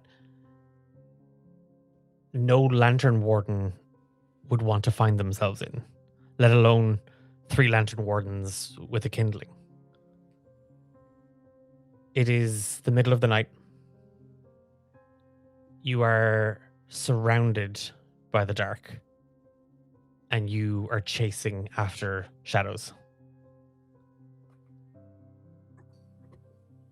And in this moment, as the three of you, and it's that thing of like, you kind of manage to catch each other's eye as you see Fíren just pacing a little further ahead. Not out of eyesight, not out of math. You can still see them. The three of you kind of make eye contact with each other. And then you hear an echo. Is the way clear? And it shifts and twists.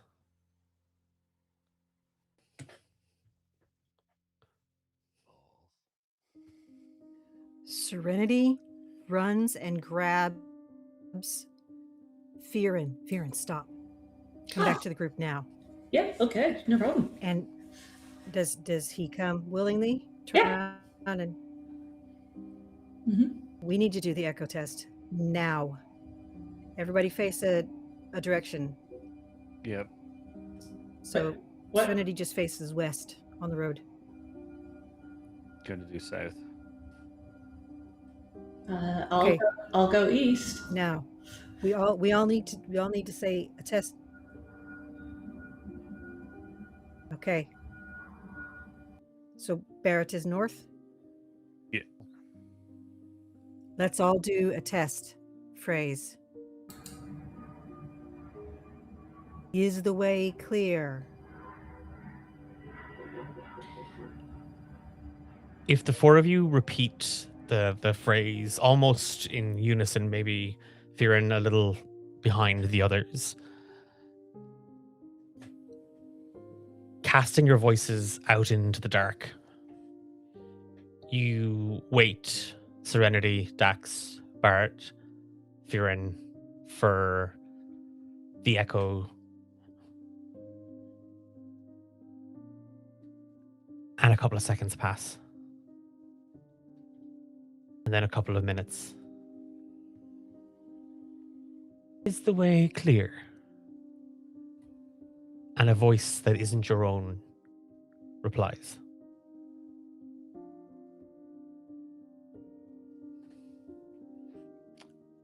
Do we know which way the town is? The town is From what direction? That came from To kind the of east. from west. So as you cast your voice out, Serenity, there was no returning echo. There was no answer. There should have been something. You should have heard yourself. Seconds became minutes, and then a few minutes later, you hear a voice echo back to you that's not your own, asking the same question. Who was facing east? Fíren? Yeah, you can still see the lights from Silvermount. Okay. What was it again? It's not safe. I can't remember Yeah. what that means again. With the echo test, if the echo returns distorted or delayed, or a voice that doesn't belong to anyone there, it is often regarded as a sign of the lasting dark's persistence, and the way is not safe. Cool. I think at that point that Go ahead. yeah, I think Serenity would pull out the drift globe and light it up to give us all better light and say, it's not safe. We need to head back to the town.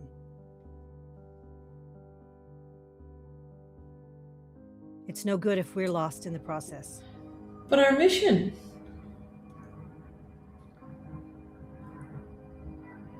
Yeah. As we told Hampton that we receive his praise. So,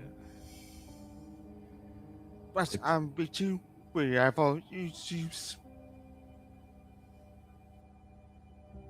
I don't know. With the kindling here, it's not a good idea. I would move ahead, but I don't Well- want you getting touched by the dark. I can just go back to the town. You guys can press ahead. No, we shouldn't separate either. Oh, but I don't want to be the reason for us. No, you're not the reason. Like, the darkness is around and you are three lights, and I'm not dealing with that.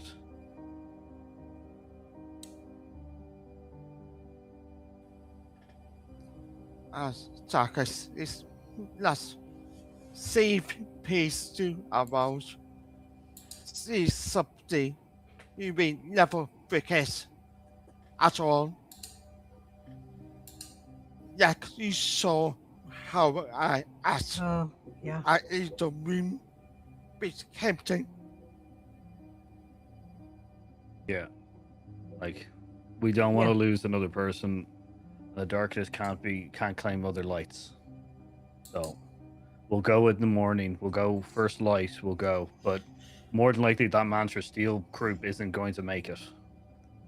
Okay. Or at least if they do, they're gonna have a hell of a time getting there.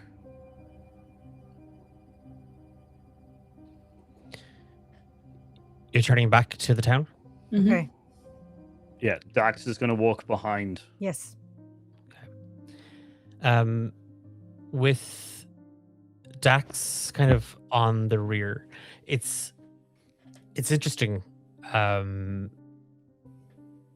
Dax, you hear Barrett's voice echoing around you. Like you turn and you begin to move back to the town, but it's a whispering echo. It's not loud. It's as if it's echoing right beside your ear, and it sounds like him, but it's a harsher tone. There's almost it's almost like a chorus of an echo. You can hear Barrett's voice, but there are a dozen more that aren't his own, just whispering, all slightly out of time. His exact words, his caution, his advice, his intuition on the situation, and turning back as he tries to comfort Fíren in the decision. The four of you make your way back towards Silvermount. You hear a horse gallop past behind you. Do we see it? Just a flash as you turn. In which direction? It's heading north. Which direction is the horse running? North. That's towards the. So it crosses the road at Yeah. at like right angles. Yes. Yep. Did it have a hitch on it? Weird. It had a saddle hanging from it. Oh no. Okay. We can't go running after that horse. Is there any markings or anything like that on the horse? Like It you know, didn't catch it. correct. It was more just kind of you heard it, you turned, and it was kind of in the kind of like the flash of light from the drift globe as it kind of ran or galloped past. The tracks that we were following, were they just like a horse and cart and then maybe some escort? Horse and cart only. Okay. You didn't see any. There was no footprints. Okay. Continue back to Severmount. I think so. Yeah, I'm gonna let the group decide that one because Dax is automatically gonna. Well, Dax is gonna want to kind of find out what's going on, but he also knows that it's better to protect the kindling and the light. seems like the horse must have escaped the stable. Yeah. No. Well, yeah. We can talk about that when we get back. Okay, great. Okay. You're just going to make your way back to the Gilded Pony? Yeah. Yes. And I think when we get back there, I'm going to want to find Captain Tallow. I don't care if Captain Tallow's asleep or what. Okay. But I think we're going to want to alert Captain Tallow to what we think that Mantry Steele is up to and what we found on the road and why we came back. And the horse that is now riderless. Okay. You know, okay, so I think that's what I want to do. So what I'm going to do, because I'm conscious of our time,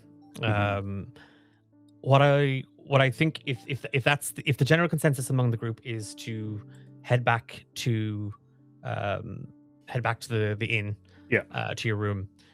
Once there, certainly, Serenity, you could send for you could certainly ask one of the Maris or one of their staff to bring Captain Tallow back to the room. You inform him of what you had found, what you believe Mantry Steele might be doing, and the horse, the riderless horse that kind of galloped behind you as he turned back to the town. He listens intently, and when you finish, he kind of just he holds back for a second. It's like I said, only a fool would venture into the dark.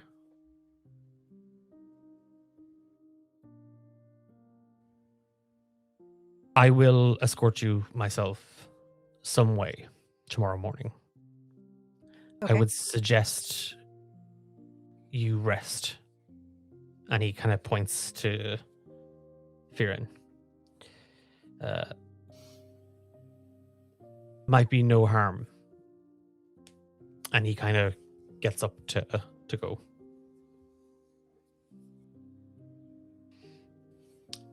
Is there anything anybody else wants to do at this point? No, my thing would be when they go to sleep. Okay. Everybody goes to sleep. Okay. I think that Serenity definitely agrees that, yeah, I think we've got to get up early, be ready to go. I think that's all we can do tonight. So I think we're safe here. We don't need to take watches inside this room, inside this inn. So I'm just ready to head for sleep. Okay. Barrett? Sorry. Yep. Boys, before we go sleep, they just look at our room, making sure everyone is okay. Before back to sleep, keep it charcoal close to his chest. As sleep. And Fíren? Yeah, he's pretty proud of himself of a job well done today. So he's like, yeah, I'm gonna rest because let's do it all again in the morning. Made some good friends with the party. Got involved in a mission, even if it didn't quite go to completion. We're gonna do it tomorrow. So let's go for it. And Dax. Yeah, when everybody goes to sleep, Dax is going to start mumbling to himself, and start talking to himself and be like, "Did anyone know what those lights or that echo was? Was it a tainted? Was it something was it something we've heard before?" And I'm gonna see if anyone answers. If any of the sin things answer. You speak, and you actually, for a second, you hear something, and you realize it's Fíren talking in his own, like, he's just sleep talking. He's bartering with somebody for a bushel of apples. Don't you know who I am? I think it's this sort of, and like you kind of find yourself almost kind of enjoying it for a second, because when you talk to the dark, and when you speak to the shadows and to the voices, what often replies isn't kind, isn't human. And to hear the young lad cough and splutter and puff up his chest, it's a little disarming, Dex. And then you hear him wheeze. There's kind of just this sort of like something's kind of caught in his throat.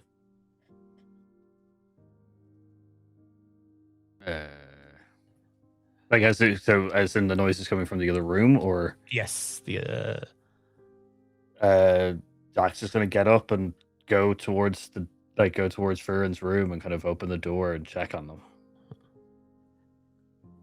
The door is slightly ajar, and as you kind of push it open, a little bit of the light from the central little parlor pours in, and you see Fíren fast asleep in their cot, blankets thrown on the floor, arm kind of wrapped tightly around a pillow. They're kind of half sleeping on their back, half sleeping on their side. It's a very awkward position, and you can kind of you hear him breathing. He's not saying anything, and then you see something move.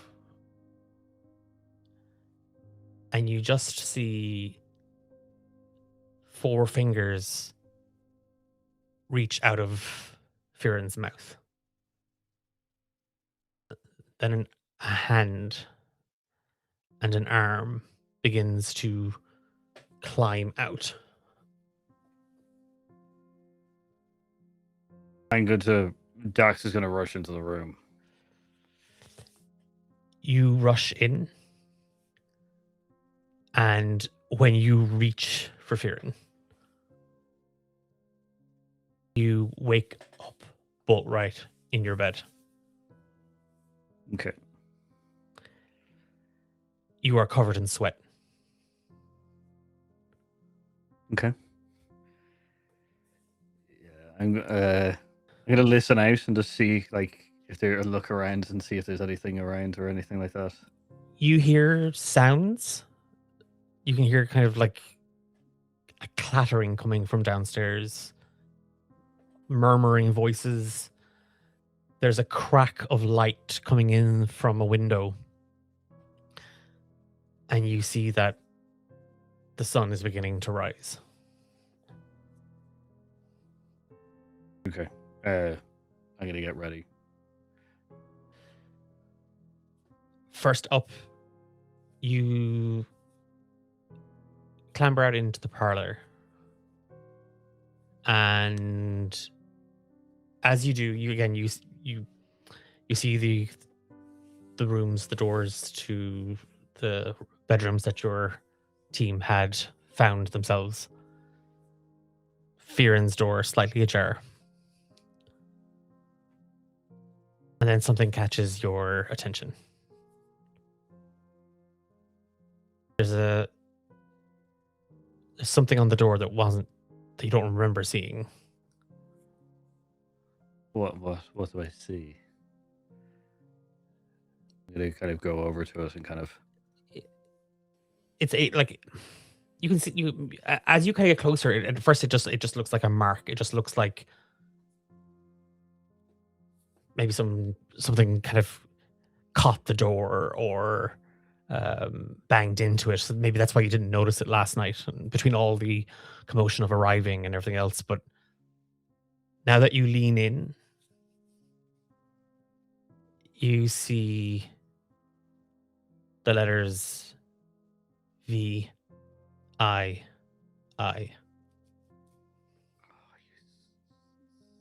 Okay. Dax is going to just stop moving. And okay. Cool. Everybody else, you hear a bit of a commotion outside your door.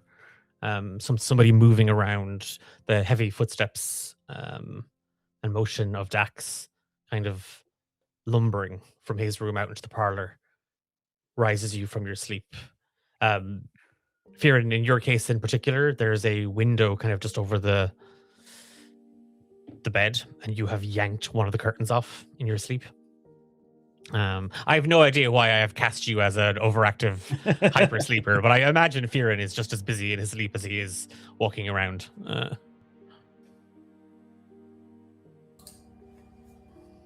Yeah, he jumps up out of bed, ready for the day. Tries to pull the curtain back up. He's nice and polite with his surroundings, very cautious. When he's awake. Yeah. Okay. Barrett? When you wake up, just check that up, be sure you're okay. Put it down, save it, so good to your bed. Should be sure you don't move. And check me, everyone. Be sure they're all okay.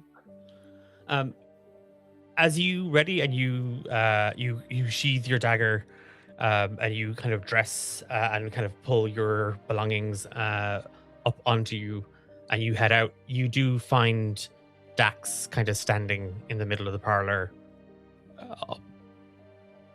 frozen. It's not moving. Yeah, no. I just tap on his shoulder. I speak soft. That's. Are you okay? I speak very soft. So that's just. Yeah, shaking, tap. Yeah, he's gonna kind of come out of kind of turn and kind of I'm fine. Thank you, Earth. And he's just gonna kind of go back to his room to get more of his gear. Okay. You guys talk to me if you need someone to speak to. Because you know you are not only one that bet you lots of teas. And bet you lots of teas. And we never forget. Yeah. Those touched by the dark never forget. Yeah, but I just tap on the shoulder to say, I'm here. Serenity, Yes. what are you doing? All right. So Serenity was already getting up and getting her wraps all around her wrist when she hears Barrett go out and address Dax. And she thinks that Barrett is probably the right person at this moment to talk to Dax. And so she just kind of lets that interaction happen, finishes her wraps around her wrists and ankles, and walks out into the main room all ready to go, and looks to see, has Fíren popped out yet? Fíren? Yeah, I would imagine everybody is kind of up, dressed, and kind of ready. This was kind of a leave at first light scenario, so everybody's out in the parlor room. Right. So Serenity says, I'm just going to pop down and grab us maybe something we can eat along the way as we go. Maybe some biscuits, some bacon, something we can just eat and walk, maybe some cheese, and be right back. And so she just like takes off, and she's like Speedy Gonzalez. She is just gone. Is anybody doing anything else? Does that count as a long rest? Short rest. Thank you for asking. It's a short rest. Oh no. Yeah. Okay. Just for our friend who has been hit a couple of times.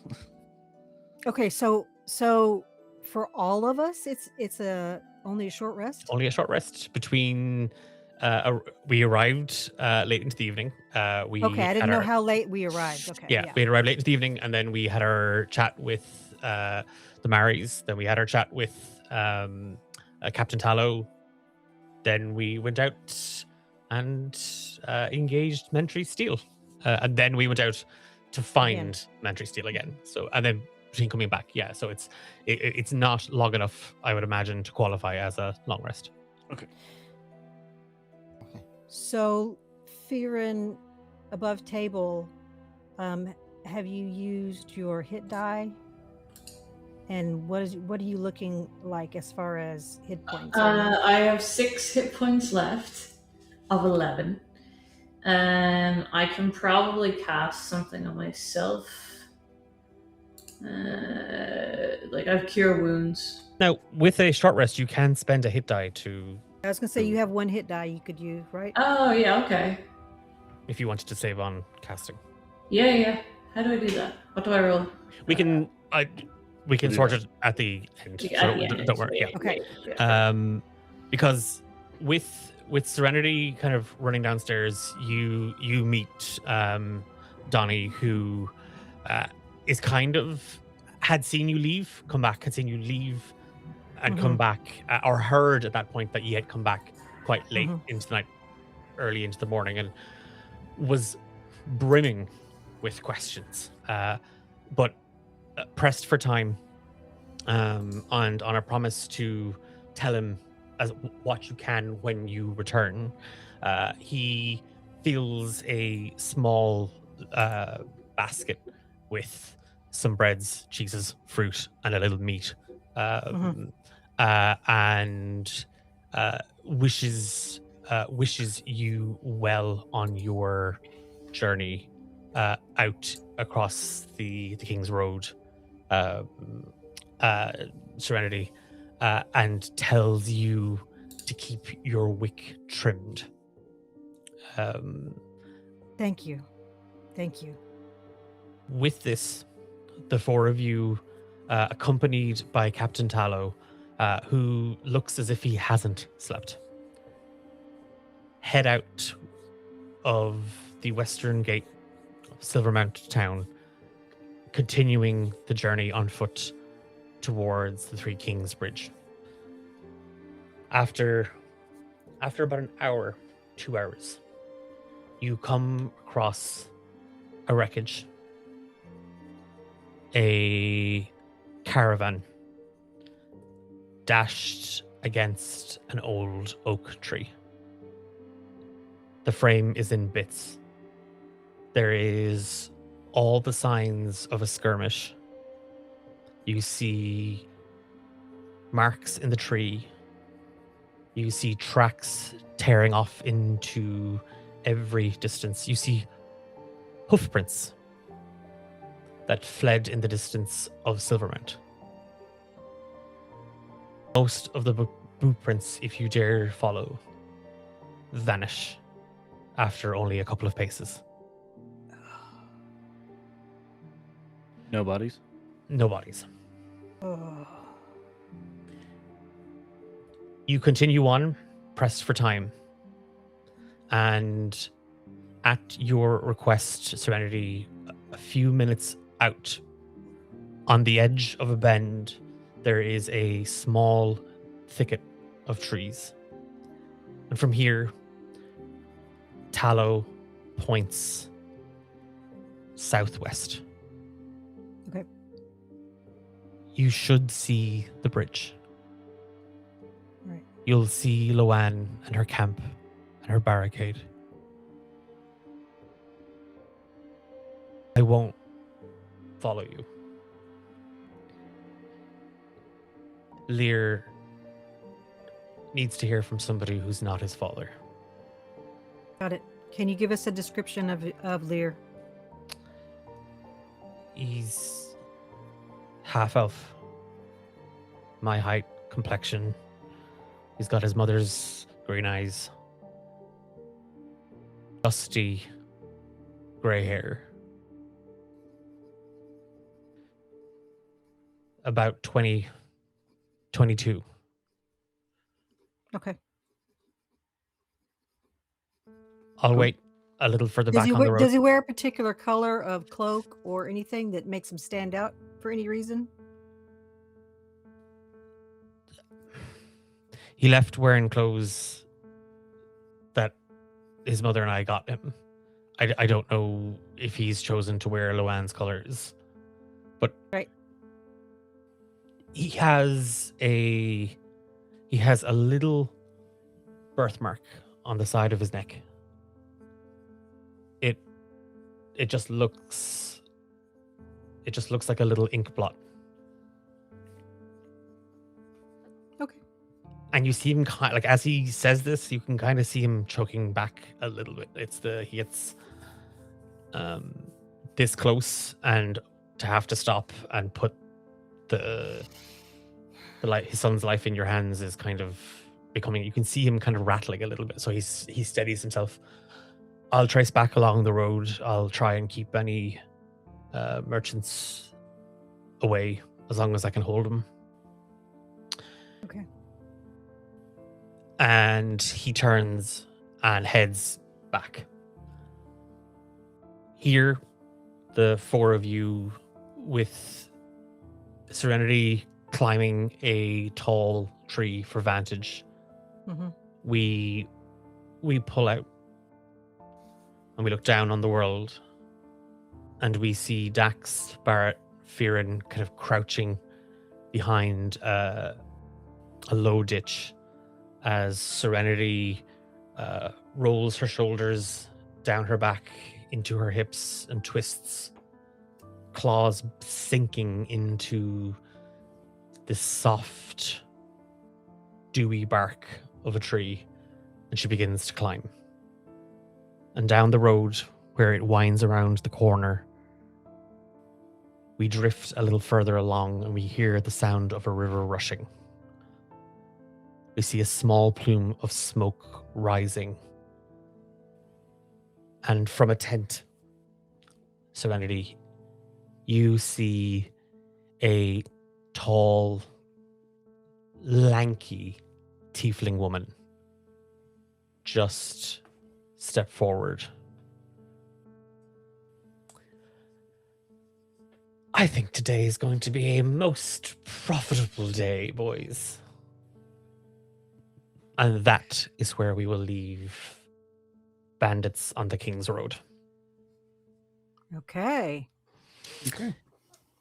That, thank you so much to Paul, Tony, Emma, and Zool for joining me this evening, and letting me flex my trauma DM muscles and annoying Emma DM muscles. It's always a pleasure. I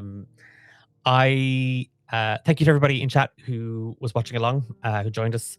Apparently, I do think of the Roman Empire daily. Clocked that. A big thank you to everybody in chat who joined us this evening. We don't normally we're streaming on Mondays, but with technical issues, which I don't think there was any tonight. So huzzah to the hole in my door and the 15-meter long cable. It worked.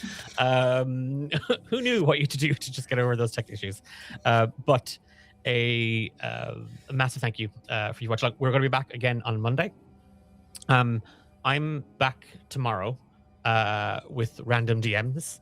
I'm joined by 4 other DMs, and we're gonna fight Strahd. Maybe kiss him. I don't know. It's whoever's going to be in charge is going to decide what Strahd version we get. I'm hoping for kiss Strahd. We'll just see how it is. Strahd is a hot orc in my version, so I just want to kiss an orc. And then there's a brand new episode of Romance in the Dungeon out on Friday as well. You can check that out on all major podcast platforms. We're back on Monday, and on Monday night, we are going to head north and find out just what happened to the missing caravan as Old Bill, Alar, Reishi, and Grablina find themselves with a rather shaken young tiefling man, wondering how he got so far north and where the hell he is. That's it from us. That's all I have. That's all I got. That's all I have. Did I forget anything? No, yay, we did it. Yeah, we did it. Yeah. That's the Band-Aid ripped off everybody. And Paul's like, shit, put the Band-Aid back on. Oh, that is an interesting one. Cool. Yeah. I actually wrote it in my notes. Okay, I'm gonna leave it. I'm gonna leave it there. We're gonna go to the credits. Thank you so much for watching. I will raid, so don't bounce just yet. We're gonna jump in on our friend of ours. So stick around, and we will see you tomorrow, hopefully. Good night, folks. Bye.